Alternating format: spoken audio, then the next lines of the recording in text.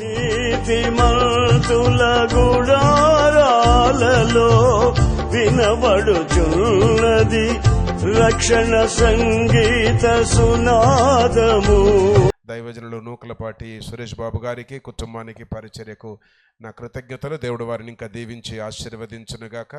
మన పరిచయమును దేవుడు రాకడ ఆలస్యమైతే బలపరుస్తూ ఇంకా ముందుకు నడిపించాలా. రాగల దినాల్లో కలిసి దేవుని సేవలో వెళ్ళడానికి దేవుడు కృప చూపించునుగాక. ఆమేన్. మరి ఈరోజు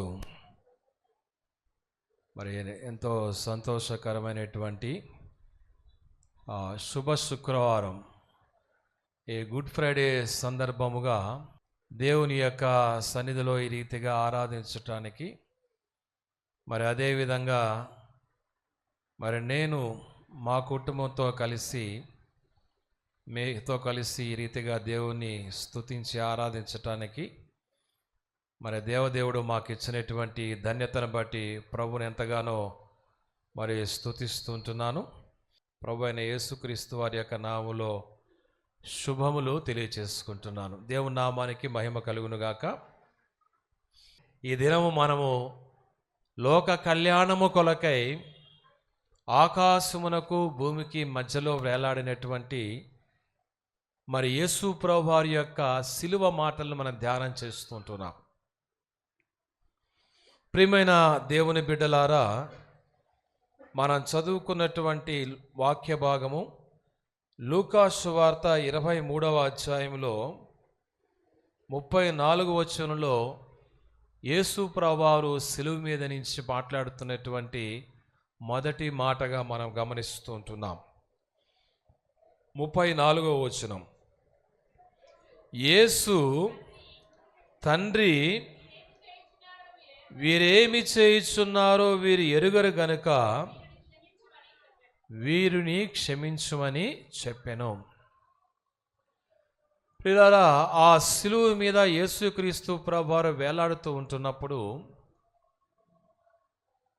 చేతులలో గాయాలు, కాళ్ళలో గాయాలు, ప్రక్కలో బల్లెపు పోటు, తల మీద ముళ్ళ కిరీటము, శరీరం అంతయు కూడా దున్నబడినటువంటి స్థితిలో ఏ మానవుడైనా కానీ బాధతోటి, ఆక్రందతతోటి కొన్ని మాటలు మాట్లాడడానికి అవకాశం ఉంది. కానీ యేసు ప్రభువారు అక్కడ మాట్లాడుతున్నటువంటి మాట, ఆ మాటలు తన గురించి కాదు కానీ తన చుట్టూ ఉన్నటువంటి బిడ్డలను చూసి మాట్లాడుతున్నాడు. చూడండి, దేవదేవునికి ఎంత ప్రేమో. మనల్ని ఎవరన్నా ఒకవేళ ఒక దెబ్బ కొట్టారనుకోండి, ఏమో ఊరుకుంటామా? ఏమండి, కొద్ది క్షణం ఓర్చుకుంటాం. ఒక దెబ్బ సరే పర్లా, రెండో దెబ్బ కొట్టారు, ఊరుకుంటారా? అయిపోయినాయి, 2 దెబ్బలు అయిపోయినాయి, ఇక నాకు తడాకా చూసుకోండి. అంతదాకా ఎందుకు? ఒక మాట అంటే చాలు, రాత్రి నిద్ర పట్టిద్దా? ఏదైనా ఆఫీసులో ఒక మాట అన్నా కానీ రాత్రి అంతా కూడా మనకి నిద్ర పట్టదు. యేసు ప్రభువారు ఆ శిలువ మీద ఎన్ని మాటలన్నా కానీ, ఎన్ని రకాలైనటువంటి దూషణలు దూషించినా కానీ, ఎన్ని రకాలైనటువంటి అవమానాలు ఆయన్ని ఆ రీతిగా హేళన చేసినా కానీ ప్రభువారు మనసు మాత్రము ఆరంభములో ఎలా ఉందో చివరి దాకా అలాగే ఉంది. చప్పట్లు కొట్టండి, హల్లెలూయా. దేవుడు లోకమును ఎంతో ప్రేమించాడు. ఎంత ప్రేమించాడంటే ఆయన మరణము ప్రాణము పెట్టినంతగా ప్రేమించాడు. అనగా ఆ ప్రేమకు ఎటువంటి హద్దులు కానీ, ఎటువంటి ఆ యొక్క మెజర్మెంట్స్ లేవు, ఎత్తుపల్ల లోతులు లేవు. ప్రియమైన దేవుని బిడ్డలారా, ప్రభువారు అలాగే నిమ్మలంగా ఉండి వాళ్ళందరినీ చూస్తూ ఉంటున్నాడు. అక్కడ మనం గమనించినట్లయితే 3 రకాలైనటువంటి ప్రజలు కనపడుతున్నారు. 35వ వచనం అంటున్నారు కదా, ప్రజలు నిలువబడి చూచుచుండురి. ఒక వర్గమైనటువంటి గుంపును మనం చూస్తున్నాం. ఏం చేస్తున్నారంటమ్మా? నిలవబడి చూస్తున్నారు. ఈ రోజుల్లో కూడా మనం సెల్ ఫోన్లు ఎక్కడైనా గొడవ జరిగిందనుకోండి, యాక్సిడెంట్ జరిగిందనుకోండి, వాళ్ళకి సహాయం చేయాల్సిన బదులు అందరూ ఏం చేస్తారమ్మా? ప్రతి ఒక్కళ్ళ దగ్గర ఒక వీడియో చూసి ఇప్పుడే కాదు మేము ఎప్పుడైనా కానీ చూసుకోవాలి. అనగా వీళ్ళు స్పెక్టేటర్స్, జస్ట్ అలా నిలబడి జరిగేటువంటి ఆ యొక్క కార్యాన్ని చూస్తున్నారు, కానీ వాళ్ళు అవుననట్లేదు, కాదనట్లేదు, దాన్ని వాళ్ళు మౌనముగా గమనిస్తూ ఉంటున్నారు. మౌనం అనేటువంటిది అన్ని సమయాలలో మంచిది కాదు, కొన్ని సమయాలు అంగీకారం మంచిదే. కనుక వాళ్ళు ఎలా ఉన్నారంటే జరిగేటువంటి సంగతిని చూస్తున్నారు, కానీ అక్కడ ఏమాత్రము కూడా యేసు ప్రభువారి పట్ల అయ్యో ప్రభు బాధపడుతున్నాడే, ప్రభువును దూషిస్తున్నారే, ప్రభువును కాని మాటలు మాట్లాడుతున్నారే, ప్రభువుకు వ్యతిరేకంగా పనులు చేస్తున్నారని డిఫెండ్ చేయటానికి ఒక్క మాట కూడా వారు మాట్లాడకుండా ప్రేక్షక పాత్ర నెరవేరుస్తున్నారు. ప్రియమైన దేవుని బిడ్డలారా, వారే కాదు, ఈ వాక్యం వింటున్నటువంటి మనం కూడా అనేక సార్లు సిలువ కార్యమును చూసి మౌనముగా నిలబడిపోతున్నాం. సిలువ కార్యాన్ని, సిలువలో యేసు ప్రభువారు నీ కొరకు నా కొరకు జరిగించిన బలియాగం, ఓ శ్రేష్టమైనటువంటి దైవ కార్యాన్ని చూసి దానికి ప్రతిస్పందన లేకుండా మౌనముగా మిగిలిపోయేటువంటి క్రైస్తవులుగా ఈనాడు అనేక మంది మారిపోతూ ఉంటున్నారు. అందుకే యేసు ప్రభువారు అన్నాడు కదా పేతురును చూసి, పేతురు నీవు నన్ను ప్రేమిస్తున్నావు అన్నాడు. ప్రేమిస్తున్నాను ప్రభు అన్నాడు. పేతురు నువ్వు నన్ను నిజంగా ప్రేమిస్తున్నావు ప్రభు అన్నాడు. పేతురు నీవు నన్ను ప్రేమిస్తున్నావు అంటే, ప్రభా నీకు బాగా తెలిసినే అంత చక్కగా ప్రేమిస్తున్నానంటే కుదరదయ్యా, ఈ గొర్రెలని కాయమంటున్నాడు, ఈ గొర్రె పిల్లల్ని మేపు.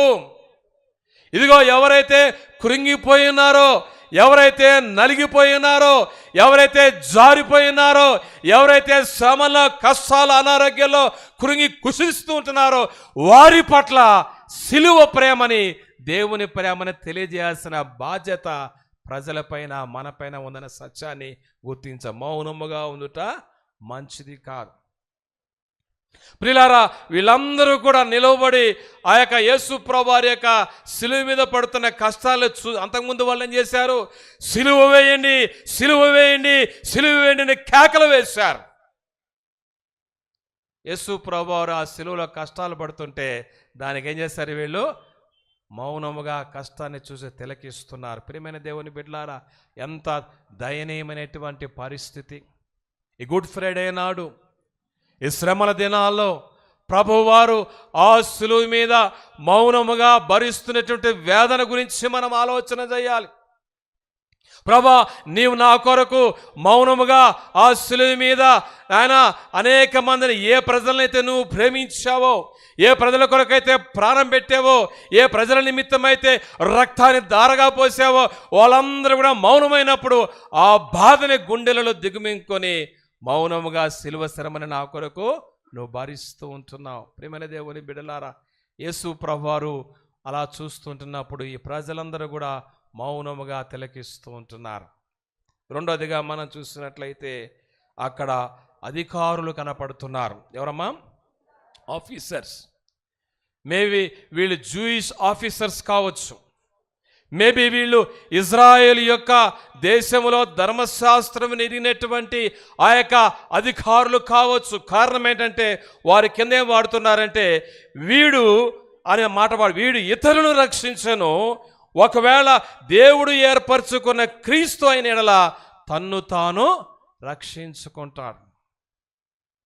దేవుడు ఏర్పాటు చేసుకున్న మెస్సయ్య అయిన ఎడల, అనగా ధర్మశాస్త్రం ఎరిగినటువంటి వారు, అభిషక్తుడు, దైవ కుమారుడు, ఒకవేళ దేవుడు ఏర్పాటు చేసుకున్నటువంటి పరిశుద్ధుడైన దైవ కుమారుడైనట్లయితే ఏమెరిగిన వాళ్ళు? ధర్మశాస్త్రం ఎరిగినటువంటి వారు, ఆచారం ఎరిగినటువంటి వారు. ప్రియమైన దేవుని బిడ్డలారా, అక్కడ సాంప్రదాయాన్ని ఎరిగినటువంటి వారు కానీ సత్యమును వారు ఎరగలేకుండా ఉన్నారు. నేనే మార్గమును, నేనే సత్యమును, నేనే జీవను ప్రభు శిలువలో వేలాడుతున్నారు. ఆయన వాళ్ళు గమనించలేకపోయారు, గ్రహించలేకపోయారు.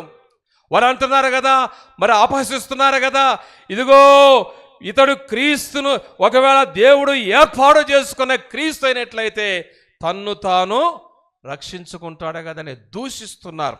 అనగా అర్థం ఏంటంటే కాని మాటలు మాట్లాడుతూ ఉంటున్నారు.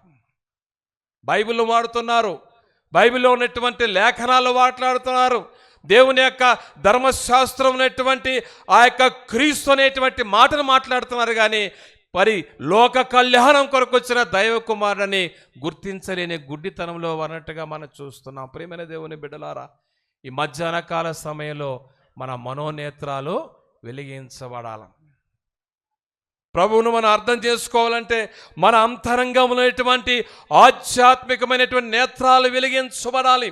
ప్రతి రాత్రి కూడా నేను పడుకునేటువంటి ఆ యొక్క ముందు ప్రార్థనలో, ఆలాపనలో, ధ్యానంలో దేవుని యొక్క దర్శనం కోసం నేను ప్రార్థన చేస్తాను. ప్రభువా, నిన్ను నీవు నాకు ఇంకా సంపూర్ణంగా ప్రత్యక్షపరచుకో.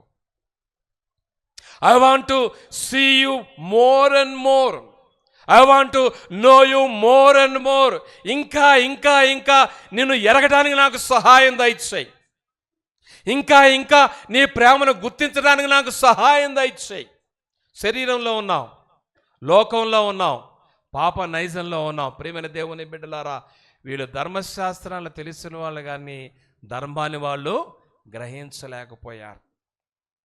వీళ్ళు సత్యాన్ని గురించి, ధర్మ సత్యాన్ని గురించి మాట్లాడుతున్నారు కానీ మార్గము సత్యమైనటువంటి దేవదేవుణ్ణి గుర్తించకుండా వీడు అనేటువంటి పదాన్ని అక్కడ ఉపయోగిస్తున్నారు. మరి ఎన్ని మాటలు దూషించారో మనకి తెలియదు. భయంకరమైన వ్యక్తులు. యేసు ప్రభువారు వీళ్ళని కూడా చూస్తూ ఉంటున్నాడు, గమనిస్తూ ఉంటున్నాడు. అయ్యో, నేనిచ్చిన వాక్యం, నేనిచ్చిన ధర్మశాస్త్రం, నేనిచ్చినటువంటి ఆధ్యాత్మికత తెలిసి కూడా వీళ్ళు నన్ను గుర్తించలేకపోతున్నారే. మానసికమైనటువంటి ఒత్తిడి, బాధ. ప్రియమైన దేవుని బిడ్డలారా, మూడవదిగా మనం చూసినట్లయితే 36వ వచనంలో సైనికులు ఆయన వద్దకు వచ్చి, నీవు యూదుల రాజు అయితే నిన్ను నీవే రక్షించుకో. సోల్జర్స్ అనగా దీస్ ఆర్ రోమన్ సోల్జర్స్. ఈ రోమా సైనికులు, వాళ్ళకి ధర్మశాస్త్రం తెలియదు, వాక్యము తెలియదు, ప్రార్థన తెలియదు. అయితే వాళ్ళు ఏం చూశారంటే యేసుక్రీస్తు ప్రభువారి శిలువ మీద వ్రాసినటువంటి మాటను చదివారు. ఈయన ఆ యూదులకు రాజు. గమనించారు? ఈయన రాజు అంట. వాళ్ళు అవహేళన చేస్తున్నారు. ప్రియులారా, ఆ బోర్డు చూశారు. రాజు అయితే సింహాసనం మీద ఉండాలి కదా. రాజు ఎక్కడికి వచ్చాడు? శిక్షకు వచ్చాడే, మా చేతుల్లో పడ్డాడే. రాజు అయితే మాకు కమాండ్మెంట్స్ ఇవ్వాలి కదా. రాజు అయితే మాకు సూచనలు ఇవ్వాలి కదా. రాజు శిలువ మీద శిక్షను అనుభవిస్తున్నాడని వాళ్ళు అపహాసము చేయటం మారి ఇవన్నీ కూడా యేసుక్రీస్తు ప్రభువారు హృదయంలో గాయమవుతూ ఉంటున్నాయి. మరి ఆ శిలువని చూస్తూ ఆ యొక్క త్రోవలో పోతున్నటువంటి వారు కూడా ముందు భాగంలో మనం చూసినట్లయితే, ఇదిగో వీడు ఇతరులను రక్షించాడు కానీ తను తాను రక్షించుకోలేదే అని దూషిస్తున్నారు. ఎంతమంది కాని మాటలు మాట్లాడుతున్నారు, ఎంతమంది వేరు మాటలు మాట్లాడుతున్నాడు. ఆయన దూషించబడి కూడా బదులు దూషించలేదు. ఆయన నోట ఏ కపటము లేదు, ఆయన నోట ఏ దోషం లేదు. ప్రేమైనటువంటి దేవుని బిడ్డలారా, తన్ను తాను దేవునికి సమర్పించుకొని ఓర్చుకుంటూ ఓర్చుకుంటూ ఓర్చుకుంటూ ఒక్కసారి యేసు ప్రభువారు ఊపిరి పీల్చుకొని ఏమన్నాడంటే, తండ్రి వీరేమి చేయుచున్నారో వీరు ఎరుగరు. అనగలరా మాట? ఎవరున్నా కానీ ఆ పరిస్థితుల్లో ఎవరికైనా అటువంటి మాటలు వస్తాయా? ప్రియమైన దేవుని బిడ్డలారా, ఒక్కసారి ప్రజల వైపు నుంచి దేవుని వైపు దృష్టి మరచాడు. తండ్రి, పరలోకమందు ఉన్నటువంటి తండ్రి, ఇదిగో వీళ్ళందరూ కూడా ఎన్నో రకములైనటువంటి పనులు చేస్తున్నారు, ఎన్నో రకమైనటువంటి మాటలు మాట్లాడుతున్నారు, ఎన్నో రకమైనటువంటి సంగతులు జరిగిస్తున్నారు. అయితే వీరేమి చేయుచున్నారో వీరు ఎరుగరో. ఎంత క్షమాపణ కలిగినటువంటి మనస్సు అండి. తెలియక చేసిన మనం ఊరుకుంటామా? డ్రైవింగ్ చేసుకుంటూ వెళ్తూ ఉంటాం, పొరపాటున ఎవరో ఒక అమ్మాయి సరిగా నేర్చుకోకుండా స్కూటీ తీసుకొచ్చి మన కారుకి తగిలించింది అనుకోండి, ఏమంటా? పర్లేదులే అమ్మ, పోవాలి అనగలవా? ప్రియమైన దేవుని బిడ్డలారా, వీరు ఏమి చేయిస్తున్నారో వీళ్ళకి తెలియట్లేదు. వీరు ఏం మాట్లాడుతున్నారో వీళ్ళకి తెలియట్లేదు. వీళ్ళు సిలువ మీద పలుకుతున్నటువంటి ఆ యొక్క దూషణ మాటలు వాళ్ళకి అర్థం కావట్లేదు. తండ్రి వీరు ఏమి చేయిస్తున్నారు, వీరికి అర్థం కావట్లేదు అని ప్రభు ఏమన్నా అంటే ఒక చక్కటి మాట మాట్లాడుతున్నాడు. ఏమంటున్నాడు అంటే అక్కడ గమనించినట్లయితే వీరిని క్షమించండి. చప్పలు కొట్టండి, హల్లెలూయా. తండ్రి వీరిని క్షమించు, వీరి అపరాధములు క్షమించు, వీరి దోషములు క్షమించు.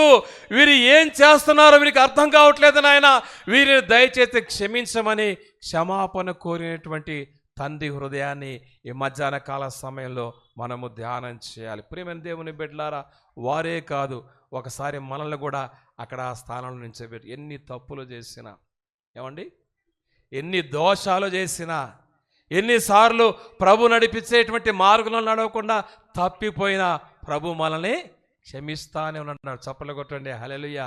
సిలువ ప్రేమ, అందుకే మనం పాడుకుంటాం కదా, సిలువలో సాగింది యాత్ర,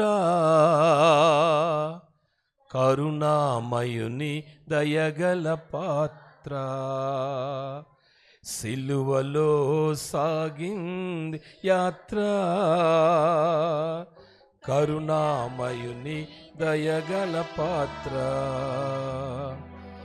ఎవరి కోసమో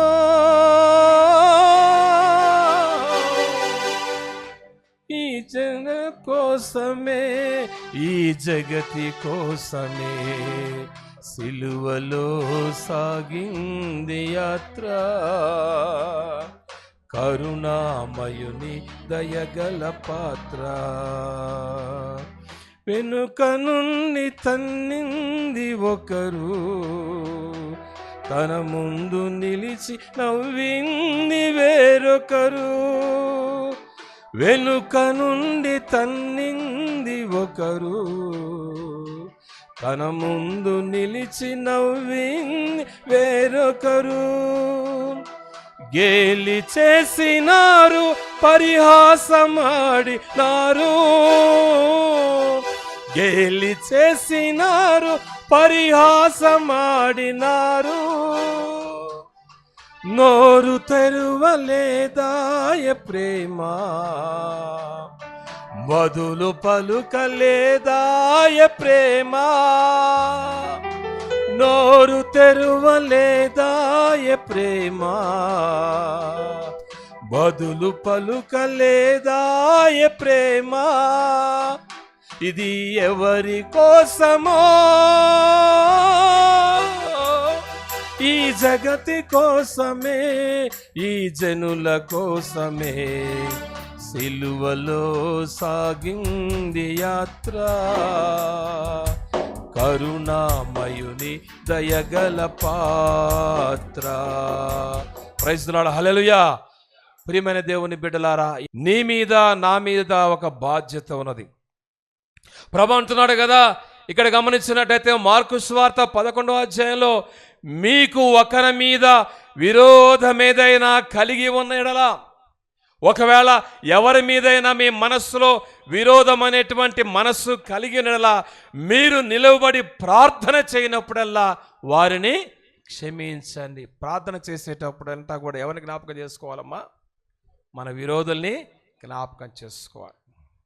వాళ్ళు ఒకవేళ మనకి విరోధంగా ప్రవర్తించడం కాదు, తెలియని రీతిగా ఒకవేళ మనకే వాళ్ళ మీద విరోధమైన మనస్సు కలిగినట్లయితే ఎక్కడ క్షమాపణ కలగాలి?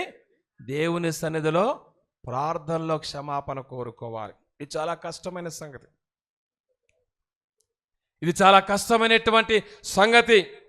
ప్రియులారా, మనస్సులో తెలియకుండా ఎవరి మీదనో ఒక ద్వేషం, ఎవరి మీదనో ఒక తేడా, ఎవరి మీదనో ఒక విరోధం, ఏదో పరిస్థితిని బట్టి మనస్సులో ఒకవేళ కలిగినట్లయితే ఒక నిమిషం మనం ఆగి నిలబడాలి. సిలువలో ప్రభు యొక్క ప్రేమను జ్ఞాపకం చేసుకోవాలి, ప్రభు యొక్క క్షమాపణ మన జ్ఞాపకం చేసుకోవాలి. అంటున్నాడు కదా అక్కడ గమనించినట్లయితే, మీరు నిలువబడి ప్రార్థన చేయనప్పుడల్లా ఏం చేయాలి? వారిని క్షమించాలి. క్షమిస్తున్నాం మనము? క్షమిస్తావా? క్షమించు. ఒకసారి ఒక ఆమె వచ్చి మందిరంలో ప్రార్థన చేసుకుంటున్నాను, అయ్యా నేను ఘోరమైన పాపనంటే పక్కన ఇంకో అవునే నాకు తెలిసయ్యా ఆ సంగతి అంటుందంట.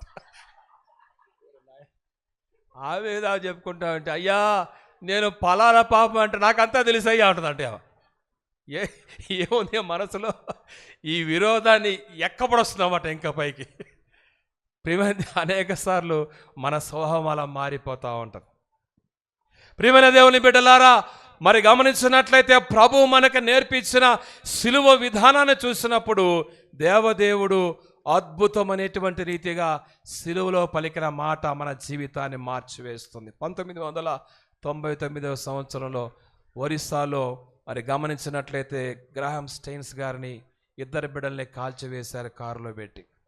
వాళ్ళు ఏం తప్పు చేశారమ్మా? వాళ్ళు ఏమన్నా ప్రజలకు విరోధంగా మాట్లాడారా? మంచి చేస్తున్నారు. కుష్ఠరోగంలో ఉన్న వారికి దేవుని ప్రేమను చూపించి ఆ రోగంలో నుంచి బయటికి రావడానికి పరిచయం చేస్తున్నారు. పేదరికంలో ఉన్న వారికి యేసు ప్రేమను పంచి వారి మంచి మార్గం అనడానికి ఆస్ట్రేలియా దేశం నుంచి వచ్చి పరిచయం చేస్తున్నారు. వాళ్ళందరూ చుట్టుముట్టారు. రాత్రి వేళ ఆ కారులో ఉన్నటువంటి గ్రాహం స్టెయిన్స్ గారిని 10 సంవత్సరాలు 9 సంవత్సరాల బిడ్డని ఆ కారులో కాల్చివేశారు.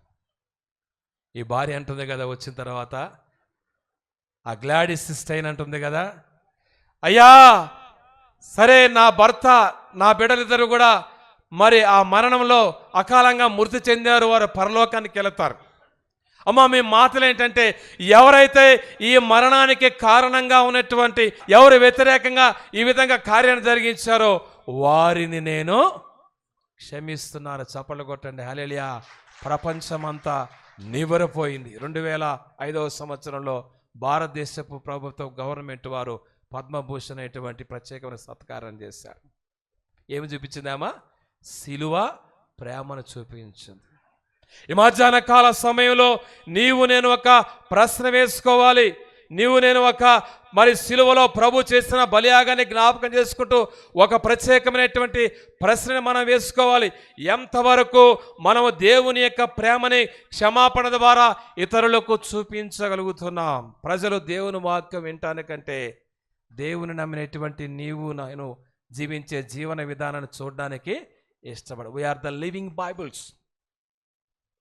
They don't want to hear the word of God. People are ready to meditate and people are ready to read you. దేవుని యొక్క సంఘానికి వెళ్ళేటువంటి నిన్ను చదవటానికి ఇష్టపడుతున్నారు. నువ్వెంత ప్రేమని, నువ్వెంత జాలిని, నువ్వెంత కరుణని, ఎంత దైవత్వాన్ని చూపించగలుగుతున్నావో ప్రజలు నీ జీవితాన్ని చదువుతున్నారు. ప్రియమైన దేవుని బిడ్డలారా, ఈ యొక్క గ్లాడిస్ స్టెయిన్స్ గారు దేవుని యొక్క క్షమాపణని ప్రపంచానికి చాటి చెప్పగలిగింది. గుడ్ ఫ్రైడే దినంలో ప్రభు మనం ఒక ప్రార్థన చేసుకోవాలి. ప్రభువా, నువ్వు ఆ శిలువలో చేసిన బలియాగాన్ని బట్టి నేను ఒక మంచి గుణాన్ని అలవరుచుకోవటానికి నాకు శక్తిని దయచేయండి. నన్ను బలపరచండి. తద్వారా అనేక మందికి క్రీస్తు ప్రేమను చూపించడానికి నాకు శక్తి దయచేయమని ప్రార్థనలు దేవుని వైపు చూడాలి. ప్రియమైన దేవుని బిడ్డలు, 2వ మాట చదువుకుందాం. అక్కడ గమనించినట్లయితే ఈ సిలువ మీద మరి 2 దొంగలు చూస్తూ ఉంటున్నారు. ఇదేంటి ఇన్ని మాటలంటే ఏదైనా తిరిగి ఒక మాట అంటాడేమో అనుకొని చూస్తున్నారు. కానీ యేసు ప్రభు వారి ఈ మాట మాట్లాడంగానే వారిద్దరిలో కూడా 2 రకాలైనటువంటి మార్పులు వచ్చాయి. ఆ సిలువలో ఒక దొంగ అంటున్నాడు కదా, ఒక చక్కటి మాట అంటున్నాడు. 42వ వచనంలో యేసు నీవు నీ రాజ్యములోనికి వచ్చినప్పుడు నన్ను జ్ఞాపకము చేసుకోయా. Remember me Lord Jesus the saviour. లోకరక్షకుడా యేసు, లోకరక్షకుడా, నీ యొక్క పుట్టుకలో రక్షణ, నీ యొక్క జీవితంలో రక్షణ, నీ యొక్క బోధలో రక్షణ, నీ యొక్క జీవన విధానంలో రక్షణ, ఇవన్నీ కూడా తెలుసుకునేటువంటి ఆ దొంగ ఏమంటున్నాడంటే ఎవరో పలకనేటువంటి శ్రేష్టమైన మాట మాట్లాడు. ఏంటంటే నీవు నీ రాజ్యముతో వచ్చినప్పుడు. చప్పలు కొట్టండి హల్లెలూయా. ద కింగ్డమ్ ఆఫ్ గాడ్, దేవుని యొక్క రాజ్యము, ఇదిగో కాలము పరిపూర్ణమైనది. దేవుని యొక్క రాజ్యము సమీపముగా ఉన్నది. సువార్తను నమ్మమని యేసు ప్రభువు చెప్పిన మాటలని ఈ వ్యక్తి ఏం చేస్తున్నాడు? దృష్టి పెట్టి దేవుని రాజ్యాన్ని గురించి ఆలోచన చేస్తున్నాడు. ప్రియులారా, ఒకసారి మనం ఆలోచన చేద్దాం. చుట్టూ ఉన్న వాళ్ళందరూ కూడా యేసుక్రీస్తు ప్రభువారిని మరి రాజని, లేక ఆయనకు ఒక రాజ్యం ఉందని, లేక ఈ లోక సంబంధమైన రాజరికాన్ని స్థాపించబోతాడని వెంటాడిన ప్రజలు ఏం చేశారంటే సిలువ దగ్గర రాగానే ఆయన గేలి చేయటం ఆరంభించారు. They could not understand the Kingdom of God. They could not understand the King of Kings, the Lord of Lords, God of Gods. ఆయన అర్థం చేసుకోలేకపోయారు. కానీ ఈ ఒక్క వ్యక్తి సిలువ మీద దొంగ చూస్తూ వస్తున్నాడు. ఆయన బోధలో ఉన్నటువంటి పరమార్థాన్ని గ్రహించాడు. 2 మాటలు, చాలా శ్రేష్టమైన మాటలు. ఏమన్నాడు? యేసు ద సేవియర్. ఏమన్నాడమ్మా? యేసు. ఏమని పేరు పెడతా? క్రిస్మస్లో మనం అందరూ ధ్యానం చేశాం కదా, ఇదిగో నువ్వు ఒక బిడ్డని కనబోతున్నావు. ఆయనకి ఏమని పేరు పెట్టాలా? యేసు. ఆయన తన ప్రజలను వారి పాపముల నుంచి రక్షించేవాడు. ప్రియమైన దేవుని బిడ్డలారా, రక్షకుని గురించినటువంటి ఆ యొక్క అంతరార్థంలో ఒక గొప్ప ఆలోచనని మరి కలిగినటువంటి వాడుగా సిలువ మీద దొంగ చూస్తూ ఉంటున్నాడు. ఆయన రాజ్యాన్ని గురించినటువంటి ఆలోచన, దేవుని యొక్క రాజ్యము, దేవుని యొక్క సంకల్పము, ఆ యొక్క మరణమేలినటువంటి మహిమగైనటువంటి రాజ్యాన్ని గురించి ఆలోచన చేస్తున్నాడు. మరణానికి సమీపంగా ఉన్నాడు. ఎక్కడున్నాడమ్మా? మరణానికి సమీపంగా ఉన్నాడు. చావు బతుకులో ఉన్నాడు. మనం బాగా బతికి బలంగా ఉంటే ఏమంటాం? ఎన్నైనా అది చేస్తా, ఇది చేస్తా, అది చేస్తా ఉంటాం. అదే కానీ ఒకవేళ యాక్సిడెంట్ అయ్యో లేకపోతే రోగం వచ్చి మంచాలు పడ్డాం అనుకోండి, ఎంత బలవంతుడైనా ఏమంటాడు? అయ్యా నీ ప్రాణం పోయేటట్టుందనం. కానీ ఇంకేమంటాడు? అమ్మ అయ్యా అని అందరికి దండాలు పెడుతుంటాడు. అంతేనా? ఏదైనా జరిగి మంచాలు పడితే ఏమంటారు? వచ్చాడుగా నమస్కారం పెడుతున్నాను, బతికించండి. ఏం భయం అమ్మా? అది ప్రాణ భయం, చచ్చిపోతామనే భయం. ప్రియులారా, ఈ మరణానికి సమీపంగా ఉన్నటువంటి దొంగ ఏం చేస్తున్నా అంటే ఒక చిన్న ప్రార్థన చేస్తున్నాడు. అయ్యా నన్ను నీవు జ్ఞాపకం చేసుకో, రిమెంబర్ మీ. ఈ యొక్క దొంగని మనం గమనించినప్పుడు ఈ దొంగలో ఉన్నటువంటి శ్రేష్టమైన సంగతి ఏంటంటే దేవుని సంకల్పాన్ని అర్థం చేసుకున్నాడు. చప్పట్లు కొట్టండి, హల్లెలూయా. దేవుని యొక్క స్వార్థాన్ని అర్థం చేసుకున్నాడు. దేవుని యొక్క మాటలని మరణానికి సమీపంగా ఉన్నటువంటి దొంగ చక్కగా అర్థం చేసుకొని యేసు ప్రభువారికి ఒక చిన్న ప్రార్థన చేసి, ఏ ప్రార్థన అండి? చిన్న ప్రార్థన చేశాడు. ఈ చిన్న ప్రార్థన ఏం చేసిందంటే యేసు ప్రభువారి దగ్గర నుంచి ఒక చక్కటి మాట వస్తుంది. చదువుకుందాం మాట 43వ వచనంలో. అందుకాయన వానితో నేడు అనగా ఈ రోజే, అనగా ఈ క్షణములోనే, నేడు నీవు నాతో కూడా పరదైసులో ఉందువని నిశ్చయముగా నేను చెప్తూ ఉంటున్నాను. వెరీలీ ప్రియమైన దేవుని బిడ్డలారా, ఖచ్చితంగా నేను చెప్తున్నాను, నువ్వు ఎక్కడుంటావు ఇప్పుడు? నేను మరణించబోతూ ఉంటున్నాను, మరణానికి అప్పగించబోతుంటున్నాను. నువ్వు కూడా మరణించబోతున్నావు. ఈ లోకంలో మన జీవితం ఒక క్షణపాటు ఆగబోతుంది. అయితే మరణించిన తర్వాత ఏముంది మనకి? Paradise. I'm preparing the Paradise. The Paradise is nothing but the presence of the lord. The paradise is nothing but the joy of the Lord. The paradise is nothing but enjoying the presence of the Lord forever and ever. ప్రియమైన దేవుని బిడ్డలారా, ఇదిగో ఈ లోకంలో నువ్వు ఎన్ని భయంకరమైన పనులు చేసావో, కష్టాలు పడ్డావో, ఎన్ని రకమైనటువంటి దుర్మార్గమైనటువంటి పనులు చేసి శిక్షణ అనిపించావో నాకు తెలియదు. కానీ నీవు నేడు నాతో పాటు దేవుని సన్నిధిలో ఉండబోతావు. ఇక్కడ కళ్ళు మూస్తే ఎక్కడ? పరలోకంలో నువ్వు ఉండబోతున్నావు. ఎంత గొప్ప ధన్యత చూడండి. చప్పలు కొట్టండి, హల్లెలూయా. ఈ యొక్క శుభప్రదమైన నిరీక్షణ లోగోస్ గాస్పెల్ అనేటువంటి మనందరికీ దేవుడు దయచేయనుగాక. చప్పట్లు కొట్టండి, హల్లెలూయా. ఈ లోకం మనకి శాశ్వతము కాదు. ఏదో ఒక రోజు లోకంలో మన జీవితాన్ని ముగించాల్సిందే. ప్రియమైన దేవుని బిడ్డలారా, మరణము ఎప్పుడు ఏ రీతిగా ఎవరికి వస్తుందో తెలియదు. అయితే మరణించక ముందే ఈ యొక్క దొంగ చేసిన మంచి పని ఏంటంటే, మరి ఆ మరణానికి సమీపంగా చావబోతున్న పరిస్థితిలో ఒక్క మాట ప్రార్థన చేశాడు.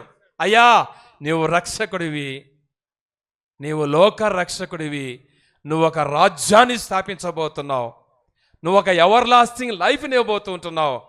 అయితే నేను దానిలో ప్రవేశించటానికి నన్ను జ్ఞాపకం, ఇటువంటి నిరీక్షణలో మనం ముందుకు కొనసాగాలి. చప్పలు కొట్టండి. హల్లెలూయా. సిలువ మీద ప్రభు ప్రాణం పెట్టింది. ఎవడను నా ప్రాణమును తీసుకొనలేడు. ఎవడను కూడా నా ప్రాణాన్ని ఆ రీతిగా తీసుకోవడానికి అధికారం లేదు. నేనే నా ప్రాణము పెడుతున్నాను, తిరిగి నేనే మళ్ళా నా ప్రాణాన్ని తీసుకోబోతున్నాను. ఆయన సిలువ మీద ప్రాణం పెట్టింది ఏంటంటే, ఎందుకంటే మరణము నుంచి మనల్ని తప్పించడానికి. నా మాట విని నన్ను పంపిన వారి అందు విశ్వాసం ఉంచువాడు నిత్య జీవము గలవాడు. వాడు తీర్పులోనికి రాక మరణములో నుంచి జీవములోనికి దాటి ఉన్నాడు. ఒక్క క్షణం జరిగిపోయింది అంతే. ఏమా, ఒకే ఒక క్షణంలో ఒక మాట ద్వారా, ప్రార్థన ద్వారా ఎంత గొప్ప భాగ్యాన్ని పొందుకున్నాడు చూడండి. ఈ మధ్యాహ్న కాల సమయంలో we should be very thankful to our Lord Jesus Christ. ప్రభువా, సిలువ మీద మీరు చేసిన గొప్ప బలియాగాన్ని బట్టి, నేను చేసిన ఒక చిన్న ప్రార్థనను అంగీకరించి నాకేమిచ్చావు? మోక్షాన్ని ఇచ్చావు. కృతజ్ఞత కలిగి జీవించాలి. ఏం జీవించాలమ్మా? కృతజ్ఞత కలిగి జీవించాలి.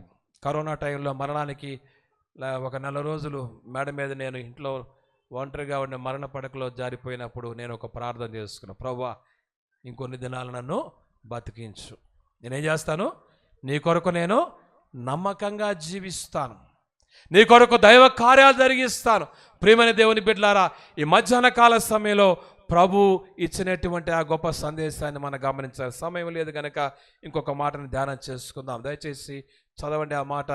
యోహాను సువార్త 19వ అధ్యాయంలో అనేటువంటి మాటని మనం చదువుకుందాం. యోహాను సువార్త 19వ అధ్యాయంలో ఒక చక్కటి మాట యేసుక్రీస్తు ప్రభువారు తన తల్లిని చూసి మాట్లాడుతూ ఉంటున్నాడు. 19వ అధ్యాయం 26వ వచనం. అటు తర్వాత మరియయు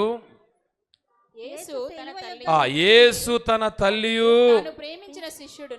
తాను ప్రేమించిన శిష్యుడును దగ్గర నిలుచుండుట చూచి, అమ్మా, ఇదిగో నీ కుమారుడు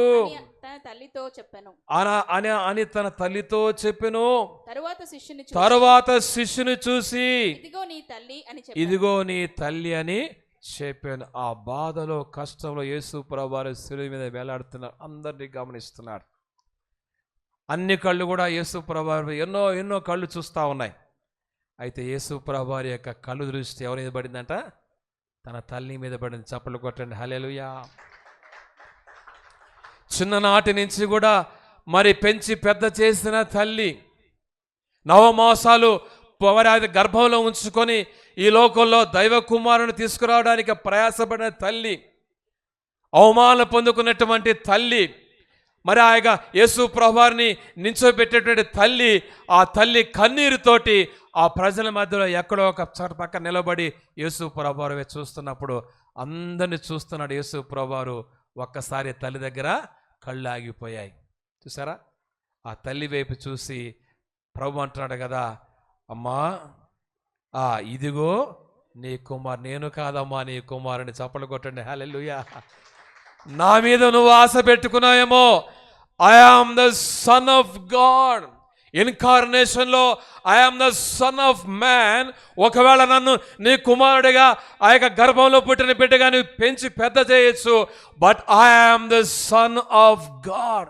నేను దైవపుత్రుని, దైవ కుమారుణ్ణి. ఇదిగో నీకు ఆ విధంగా ప్రేమ ఉండవచ్చు, లేకపోతే ఆప్యాయత ఉండవచ్చు, కానీ ఇప్పుడు యేసు ప్రభువారు ఆమెను చూసి ఒక మాట మాట్లాడుతున్నాడు. తల్లి అని సంబోధించట్లేదు, ఉమెన్ అని సంబోధిస్తున్నాడు. చప్పట్లు కొట్టండి. హల్లెలూయా.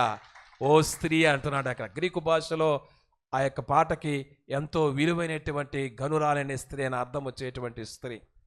అమ్మ అనేటువంటి మాట లేక మరి ఓ తల్లి అనేటువంటి మాట వాడకుండా ఓ స్త్రీ, you are a weak woman. నీలో బాధ ఉండవచ్చు, కష్టం ఉండొచ్చు, కన్నీరు ఉండవచ్చు, అయితే నీ కొరకు నేను ఒక ఏర్పాటు చేస్తున్నాను. ఇదిగో నీ కుమారుడు. ఒకవేళ అప్పటికి యేసు ప్రభువారి తల్లి తండ్రి చనిపోయి ఉండవచ్చు, ఎందుకంటే ఆ తండ్రి గురించి వ్రాయబడలేదు. ఒకవేళ అన్నదమ్ములందరూ ఒకవేళ దగ్గర ఉన్నా కానీ సరిగా చూసి ఉండకపోవచ్చు. మూడోదిగా చూస్తున్నట్లయితే జ్యేష్ఠ పుత్రుడిగా పరిగణించబడ్డాడు కాబట్టి తల్లిదండ్రుల యొక్క బాధ్యత ప్రభు మీద ఉన్నది లోకపరంగా. ప్రేమైన దేవుని బిడ్డలారా, ఈ మధ్యాహ్న కాల సమయంలో what about your mother? How you are treating your mother. నీ తల్లిని, నీ తండ్రిని ఏ రీతిగా నువ్వు జ్ఞాపకము చేసుకుంటున్నావు.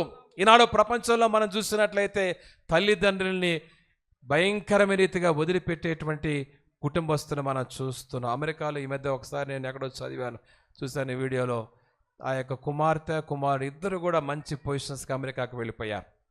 ముసలి తల్లిదండ్రులు ఇద్దరు కూడా ఇంట్లో ఉండిపోయారు. దాదాపుగా మూడు వారాలు అనుకుంటారు. ఎవరు కూడా వాళ్ళని చనిపోయిన తర్వాత పట్టించుకోలేదు. ఏమైపోయారమ్మా?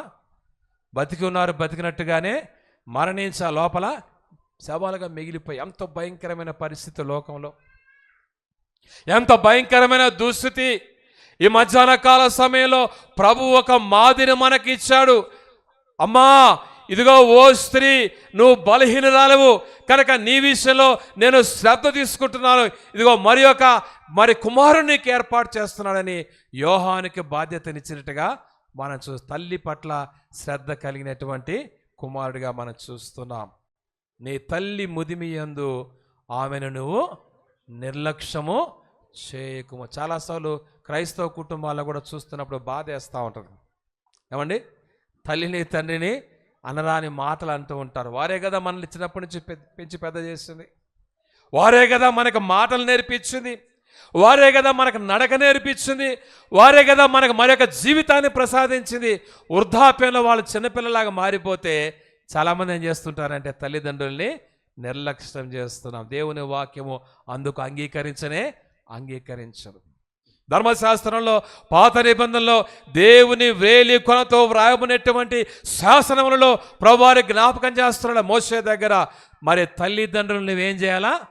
సన్మానించాలి. అంటే నాలాగా శాలువలు కప్పను కాదు, శాలువకే విలువ లేదు.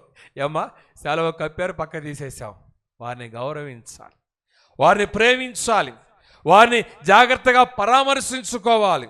ఈరోజు ఉదయం ఈ వాక్యం చదువుతున్నప్పుడు మా తల్లి గుర్తుకొచ్చేది. వెంటనే చేసేది సార్, వెంటనే ఫోన్ చేసి అమ్మ టిఫిన్ తిన్నావా అని పలకరించాను. ఎంత సంతోషంగా ఉంటుంది తల్లికి. నేను చేయాలి కదా, రోజు చేస్తున్నాను. ఒకవేళ సాయంకాలం చేయించాను నేను, కానీ ఈ వాక్యం చదవంగానే మా తల్లి గుర్తుకొచ్చేది. వెంటనే ఏం చేశాను? ఒక్క మాట చాలు, ఏమైపోయింది? తిన్న. ఎంత సంతోషం తల్లికి. మా భార్య కూడా తల్లి ఉంది. ఆమె కూడా ఆ వృద్ధాప్యంలో అన్ని విషయాలు అడుగుతూ ఉంటుంది, జాగ్రత్తగా చూసుకుంటూ ఉంటుంది. ఆ కోపం వచ్చింది, ఊరికే కోపం వచ్చింది, పొసగొట్టిద్దామందరే. పొసగొట్టినా కానీ ఎన్ని మాటలు మాట్లాడినా కానీ మళ్ళీ ప్రశాంతంగా కూర్చోబెట్టి, మనం కూడా పొసగొడితే ఇంకేముంది, అన్ని పింకులు మొత్తం ఎగిరిపోతాయి, అంతే గొడవ తిరిగిపోతాయి. మళ్ళీ కూర్చోబెట్టి మామూలుగా శాంతపరిచి చిన్న బిడ్డలాగా చూసేటువంటి మనసు. యేసు ప్రభువారు తల్లిని నిర్లక్ష్యము చేయలేదు. ఆ తల్లిని గురించినటువంటి జాగ్రత్త. అందరు శిష్యులు పారిపోయారు, కానీ యేసు రొమ్మున ఆనుకున్నటువంటి యోహానుని చూసి అంటున్నాడు కదా, అయ్యా ఇదిగో నేను సిలువలో రీతిగా మరణించి పునరుద్ధరణై దేవుని దగ్గరికి వెళ్ళబోతున్నాను. నా తల్లి విషయంలో నువ్వు ఈ లోక తల్లి విషయంలో జాగ్రత్త తీసుకోమని రెస్పాన్సిబిలిటీని షిఫ్ట్ చేసి ఆమెకు భద్రతని, సేఫ్టీని ఇచ్చినట్టుగా మనం చూస్తున్నాం. ప్రేమ దేవుని బిడ్డలారా, ఈ మధ్యాహ్న కాల సమయంలో సిలువ మీద యేసు ప్రభువారు పలికిన మాటలలో మన జీవితానికి సంబంధించిన అనేకమైన సత్యాలు మనం ఆలోచన చేయాలి. తండ్రి, వీరు ఏమి చేయుచున్నారో వీరు ఎరగరు, వీరిని క్షమించండి. ఈ క్షమాపణతో కూడిన మనసుని మనము వృద్ధి చేసుకోవాలి. ప్రియమైన దేవుని బిడ్డలారా, ఇదిగో అంటున్నాడు కదా, నేడు నీవు నాతో పాటు పరదైసులో ముందు ఒక్క క్షణంలోనే పరలోక భాగ్యాన్ని దేవుడు మనకి దయచేసి శుభప్రదమైన నిరీక్షణలో సిలువను మోసుకుంటూ ప్రభు మనకిచ్చినటువంటి మార్గంలో నడుస్తూ పరసంబంధమైన విషయాల పట్ల ఆలోచన చేయాలి. మూడవదిగా మనం చూసినట్లయితే తల్లిని మనము నిర్లక్ష్యము చేయకూడదు. తల్లిని తండ్రిని మనం ఏం చేయాలంటే వారిని సన్మానించాలి, ప్రభు సన్నిధిలో వారిని గౌరవించాలి, వారి గురించిన శ్రద్ధను మనం తీసుకోవాలి. ప్రభు మన వెనుకలో ఈ మాటలను దీవించును గాక. ఆమేన్.